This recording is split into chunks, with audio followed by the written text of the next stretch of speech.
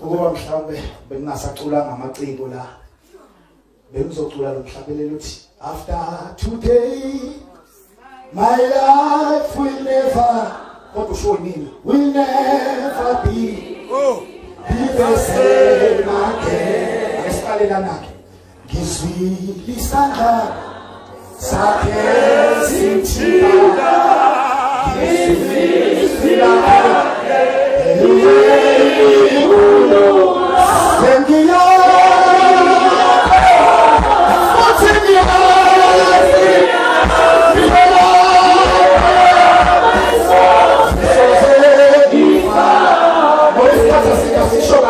after today, my God, we never be the same again. Ngifuna ukuthi kunini into emfishane nje. Mayethi babulongala ngikhulume nami bengizokhuluma nomphakathi wamaphumulo. Ngicela ukuthi mndeni wakasithole. Mndeni wakasithole. Kumani ukuthi uNkulunkulu usebenze ngani namhlanje emva kweminyaka eminingi ukuthi umuntu kuzobonakaliswa ngengane yenu. Ngoba umuntu kade balahleka. Bekufanele ukuthi kuze kuhambe lensizwa ukuze kubonakala umuntu. Ukuze ukuthi bakhamba lensizwa sikhumbule ukuthi manje thina sivele ukuthi bathuka basibani sivele isifo kunyakaze wonke umuntu endaweni. Basibani gaya maheyo, basibani gaya isizulu, basibani uthumela imithwalo kulethe kulomuzi okushobe kuwo. Kade ukuthi unakushoniwe ukishonale into hayi namhlanje sekushoniwe la kube phansi ya. Namhlanje ngivumela ukuthi le ngane yethu isetshenziswe ukuvuselela umuntu onembeza bakhe. Babe bamshakhetha bokhaya banangasemthuma wakuthi baphela ngabo besiyakhuluma iduna liboys ukuthi amakhetha siwabeke iseyidali. Namhlanje sekubusiness as usual ushoniwe la uyadlula usizwa amakhelwane nehouse nejini yele edrobheni. Kodwa namhlanje sibonile umuntu nonke uNkulunkulu asigcinele wena. Right, bese ngibuya la kulezi insizwa ngoba isikhathi asikho ngamnyeya ngiyatholisa ukungabingeleli kahlonishwa. Ngiyibaba nje ekhaya wangalayo uThuba kaZulu. So akaze kuphumeke ngifuna ukuthi eBhayibhelini kunesitory esitholakala kumaHebheru 11 la khona khona amakhawu enkolo esikhuluma lesipho. La iBhayibheli uPaul Paul uchaza ngabantu okuthiwa baze bafa bengayimukeliswanga izinto ababeyithenjisile. Kodwa bangena elistini emakhawu. Nebabale elilodwa lawo okuyothi baphinde kubhalwe iBhayibheli kabusha ilensizwa. Esibone sehambile ukuthi bekuyiqhawe.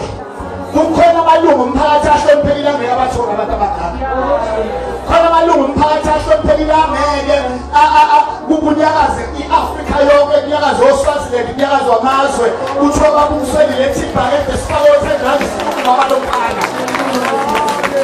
Amakhawe eqobo esivumelwano esidala kuthiwa abantu abafa bengayimukelanga izinto zabo kodwa still bama-eza amakhawe ngoba bafa bethenjiswe le ndoda kuyabonakala bekuyini uyabona yamzambe umuntu wafika namadrasi eSouth Africa ngoba usithathele angazi noma udokotela noma umnini noma imeya noma upresident umuntu mayekwazi ukuqoqa abantu abangake sihambile khona into evila kodwa ngenxa yedivone elafika ezweni lethu eliphina amakhono wonke ezweni asukuma khuleke ngokubambisana singabe sisabheka ukuthi uyisayilonga iNazaretha uyiLutheni uyiRoma sibe entabeni sinabeza uNkulunkulu ukuthi sebanele madoda impilo zenu kusuke namhla ingabe yisafana nibonile ubukhawe kule ndoda lwenanike niluthi ubukhawe lwenu buvele nisaphila. Ningafisi ukuthi ubukhawe benu buvele senihambile.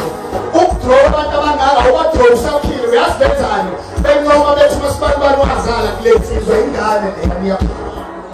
Sifuna ukubona niganwa, sifuna ukubona nihamba niyosebenza nibuye niganwa abanye bebanengane nesiqiniseko nibuyele ninelinye ingane zenu inhliziyo zibuhlungu ngabe ihleba esingane ukuthi baba siyambona imphatheli.